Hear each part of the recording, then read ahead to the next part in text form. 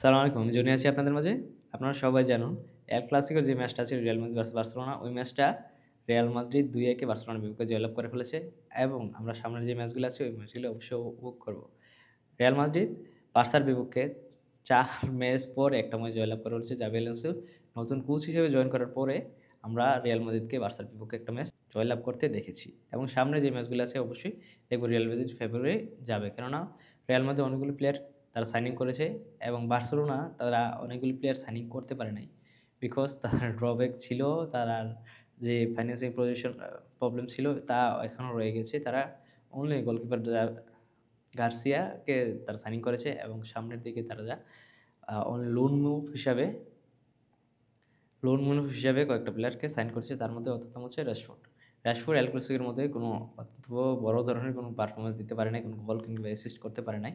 অপরদিকে আমাদের যে লামিন ইয়ামাল আছে, সেও বড় কোনো পারফরম্যান্স করতে পারে নাই। কেননা সে অনেকটাই হতাশযোগ্য হিসেবে আমাদের জন্য কাজ করছে। She was a world player, but তার যখন 18 বছর হয়ে গেছে, সে তখন তার গার্লফ্রেন্ডকে নিয়ে অনেকটা সময় উপভোগ করছে। আমাদের যে টিম আছে সেই টিমের খরা যাচ্ছে তার অ্যাসিস্ট কিংবা তাদের যে গোল, অসাধারণ গোল করার যে ক্ষমতা ছিল, দক্ষতা ছিল তা অনেকটাই কম হয়ে গিয়েছে আমি দেখতে পাচ্ছি। অবশ্যই তা কিছুদিন পরে কাটিয়ে উঠে যাবে, যখন আমরা আরও একটু চাপে পড়ব তখন দেখতে পারবো। সুতরাং এই ম্যাচটা বার্সা কিংবা রিয়াল মাদ্রিদের হয়ে রিয়াল মাদ্রিদ অবশ্যই জয়লাভ করার তার অফেন্সিভ ছিল। আপনারা দেখছেন অনেকগুলো অফসাইড ট্র্যাপ ছিল। বার্সার মূল ক্ষেত্রে ছিল অফসাইড ট্র্যাপ, কিংবা তারা যখন অফসাইড ট্র্যাপ করে বিট করে নিয়েছে তারা অসাধারণভাবে কিছু গোল দিয়ে দিয়েছে। আরও অনেকগুলো গোল তারা টার্গেট করেছিল আর গোলগুলো দিতে পারতো, যেহেতু তারা অফসাইড ট্র্যাপে পড়ে গিয়েছে। সামনে আমরা এই ম্যাচগুলো আরও দেখতে পারবো এবং আমরা অবশ্যই দেখব যে রিয়াল মাদ্রিদ তার যে অ্যাওয়ে ম্যাচগুলো আছে ওই ম্যাচগুলো জিতবে। তারা ক্লাব ওয়ার্ল্ড কাপে তারা অসাধারণ পারফর্ম করছে, কিন্তু তারা হেরে গেছে। বার্সেলোনা তো ক্লাব ওয়ার্ল্ড কাপে খেলতেই পারে নাই। অপরদিকে তার চ্যাম্পিয়ন্স লিগে বর্তমানে অনেকটা ভালো ফেভারে আছে। তাদের যে বিপক্ষে টিমগুলি আছে ওই টিমগুলির ম্যাচগুলি আমরা অসাধারণ উপভোগ করছি এবং বার্সেলোনার যে টিমগুলো আছে তারা কিছুটা প্রথমে একটা ম্যাচ হেরে গেছে এবং কিছুদিন আগে একটা ম্যাচ জয়লাভ করে ফেলেছে।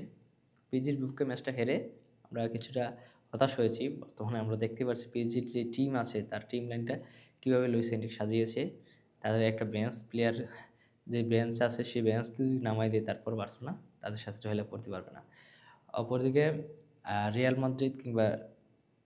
মাদ্রিদও ভালো পজিশন, ভালো প্র্যাকটিস করছে। তারা কিছুদিন সময় পেয়েছে নতুন কোচের সাথে সময় দেওয়ার পরে তারা বর্তমানে তাদেরকে নিয়ে ভালোভাবে কিছু কাজ করছে। আমরা সামনে তাদের যে কাজ আছে আরও ভালোভাবে দেখতে পারব। অপরদিকে লিভারপুল এবং ম্যানচেস্টার সিটির যে প্রিমিয়ার লিগের স্টেটটা আছে, লিভারপুল অনেকটা ভালো পারফরমেন্স করছে তাদের দিক থেকে এবং তারা এবছরও আমি যা দেখছি তার নতুন সাইনিংয়ের দিক থেকে তারা অনেকটা এগিয়ে আছে। নতুন তাদের যে ড্রব্যাকগুলো ছিল তারা ড্রব্যাকগুলো কাটিয়ে চ্যাম্পিয়ন্স লিগের জন্য পুরোপুরি ফাইট হিসেবে তারা নেমে গিয়েছে।